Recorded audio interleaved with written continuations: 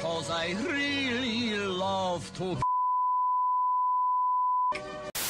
Welcome back to another episode of the GC Informer. I'm Snowy, otherwise known as Count Fracula. Today we've got an audio episode because I just had a shower and I'm going out soon as well, so deal with it.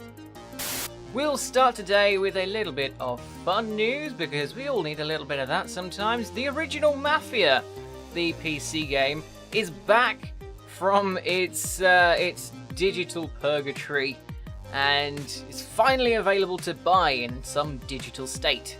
I literally just went to check. I do not own the original Mafia on disc in any form. Did actually find quite a lot of PC games in a few charity shops recently though, which is very nice. Anyway, that's got nothing to do with Mafia. The game is finally available to buy digitally after so long, and it is available on GOG. Good old games. Good old GOG. That's a bit of a weird thing. And I love GOG. I really do. They're so good, and they've got a really good client that's very underused, GOG Galaxy. And they just put good old games on there. They put new games on there as well, obviously. But there's a load of old games that you just can't buy anywhere else, and they just make them work, which a lot of people don't. And you just see it dumped up on Steam. It might not necessarily work on most systems, whereas if it's on GOG, it does work. There is a slight catch, however, because the original soundtrack, the whole licensed music thing, isn't on the game.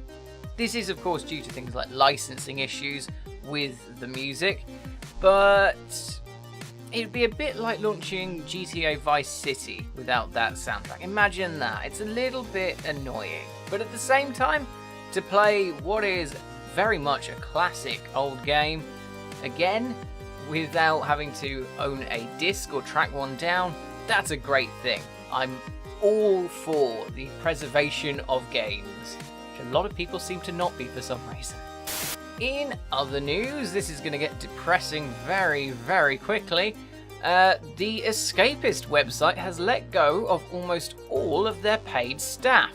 In an open letter to the Escapist community on the website, one of the moderators stated that basically all of the staff have been relieved of their duties with the apparent exception of Yahtzee, because they'd be stupid to let him go, the streaming staff, and Encane, don't know who that is, for a few contracted hours a month, which is not positive.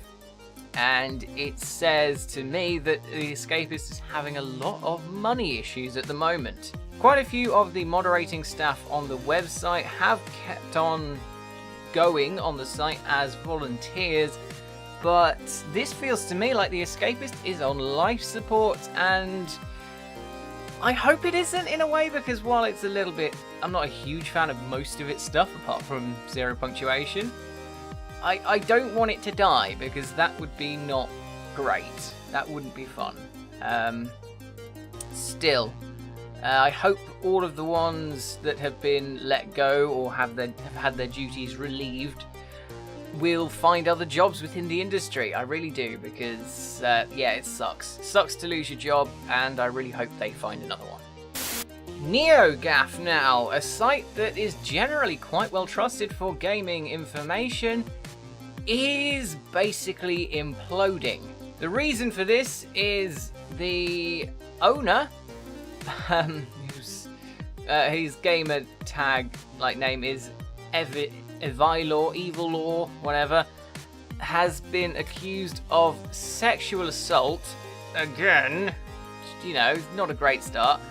And this latest one has caused basically all of the moderators of the site to just leave. They've all left. This is interesting. This is a thing that is happening that is really not good. I mean, I hope it's not true. This stems from an accusation on a Facebook post, and I want it to be not true, but at the same time, this guy does actually have previous in terms of allegations, at least. So I also don't necessarily blame the ones who are leaving for leaving. Regardless of how, what side is right or wrong, I hope this gets resolved soon and we find out what's happened, and maybe Neogaf gets back up and running, because Neogaf, while this whole thing is a bit shitty, is an incredibly useful resource for people wanting to actually know about what's going on in the gaming industry. And finally, the Alex Mauer case is finally not dead. God, fuck.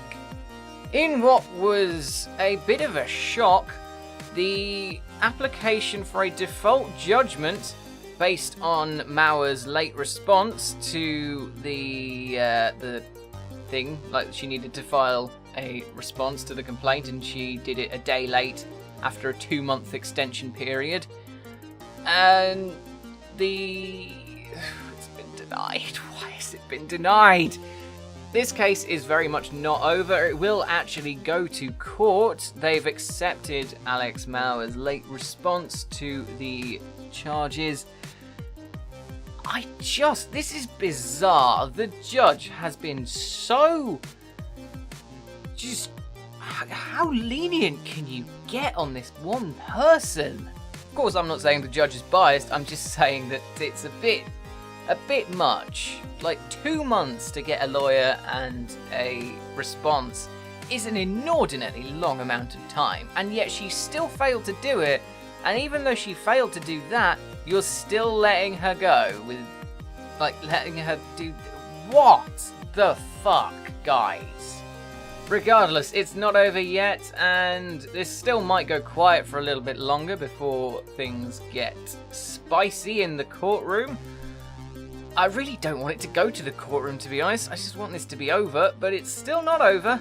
And Indigo Softworks still can't focus on just making Star Mazer better or making their next game, which sucks. So, great. And that's it for this episode of the GC Informer. I hope you enjoyed it. If you did, please give us a like, a subscribe, or a share, whatever you fancy. Our social links are down in the description, along with a link to our Discord where you can join in some lovely public chat. If you like me, I can be found on Twitch at twitch.tv/metalnerddude. I can be found on Twitter at SnowyDuffield, and I can be found in the GameCast Discord. Stay tuned to GameCast for more news, reviews, let's plays, podcasts, release radars, lots of things, all of your gaming needs, and I will see you soon for more news.